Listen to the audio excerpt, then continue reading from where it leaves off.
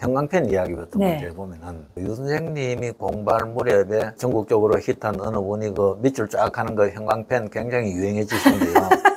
네, 생각나는 분이 있어요. 예. 네. 이제 그게 문제가 있어요. 선생님, 근데 요즘은 아이들이 사전 찾을 줄 아는 아이들도 많지 않을 것 같은데요? 그러니까. 디지털. 예, 시대가 다르니까. 네. 뭐 요즘 아이들인데 책상 위에 국어사전, 영영사전, 영어사전, 옥편 이렇게 얹어두라고 하면 저 무슨 옛날 이야기를 하느냐. 네, 꼰대. 예, 꼰대.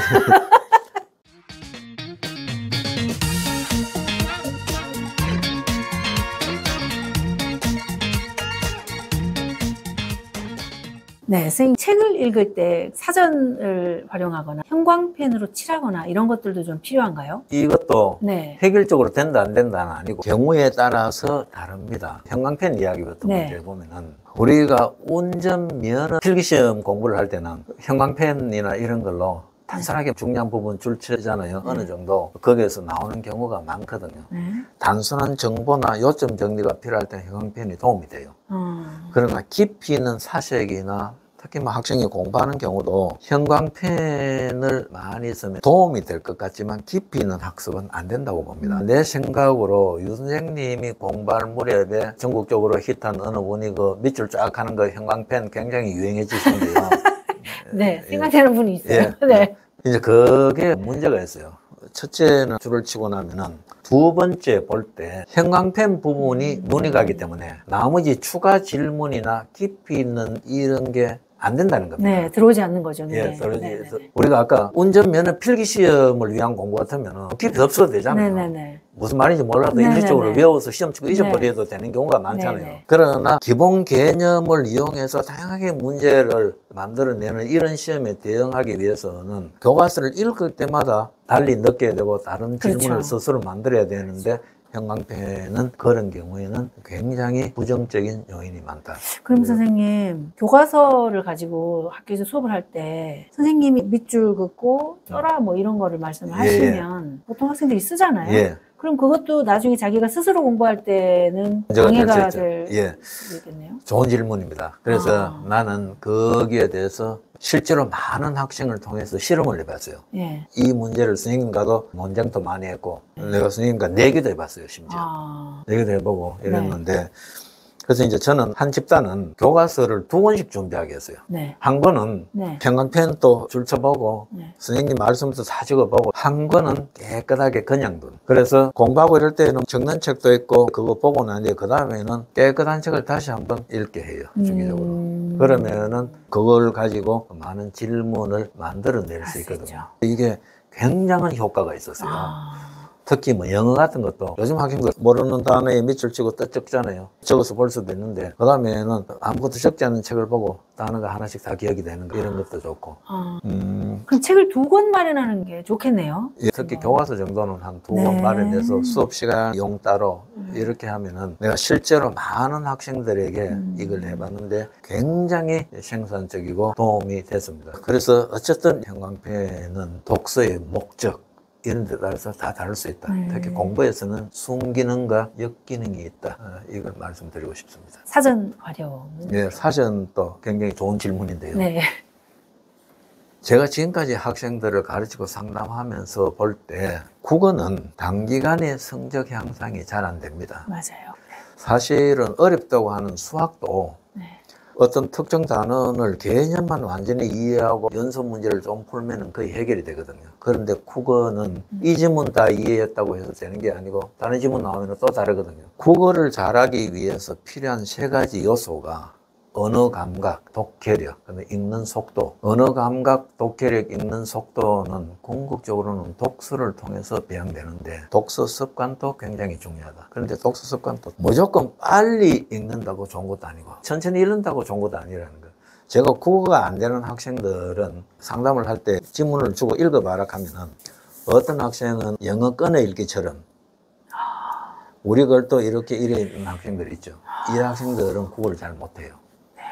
쭉 단숨에 쭉 읽어 내려가야 되거든. 우리가 숲과 나무를 이야기할 때 지금 학원이나 학교 교육에서 숲보다는 나무에 너무 치중하고 있는 거예요.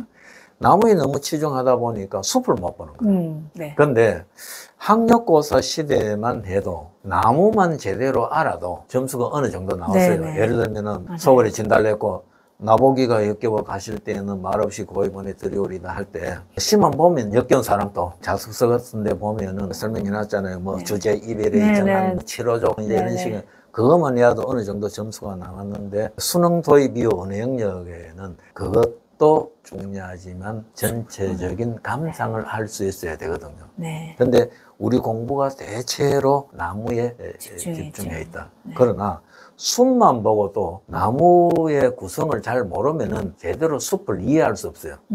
다만 이렇게 생각하면 돼요. 분석의 궁극적인 목표는 종합이다. 그렇죠. 우리가 흔히 이야기하지 않습니까? 네. 셰익스피어 연구를 하도 갈기갈기 찢어놔가지고 네. 셰익스피어를 도무지 이해하기가 어렵다.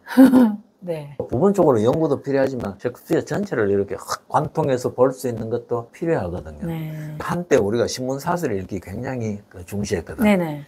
근데 사설이 어려운 용어가 많이 나오잖아요. 네. 많이 나오는데 한 줄 읽고 모르는 용어 나올 때마다 사전 찾는 다음에 우리가 그 지루해서 되겠습니까? 어렵죠. 네. 쭉 읽으면서 모르는 단어가 나와도 밑줄만 치든지 아니면 문맥 속에서 유추해보는. 그러면 비슷하게 이거지 싶다라는 게 있지 않습니까? 네. 그 다음 마지막 단계에서는 반드시 사전을 찾아서 확인하는 거구나. 뜻을 알아봐야 되는 네. 거예요. 결국은 국어를 잘하기 위해서는 어휘력이 풍부해야 된다. 어휘력의 문제이기 때문에 늘 사전을 안 들고 다니다면 휴지전화라도 옆에 두고 어른아이 할 거 없이 모르는 단어가 나오면 늘 찾아서 확인한다는 것. 이게 굉장히 중요해요. 그리고 저는 학생들에게 이야기하고 싶은 게 국어든 영어든 낱말 노트를 만들어서 지금은 우리 국어사전도 영어사전처럼 예문이 많이 나오거든. 네. 그 예문을 같이 정리해두면 인생이 달라져요. 어떻게 보면은 네. 현대는 표현력이 경쟁력의 시대예요. 네.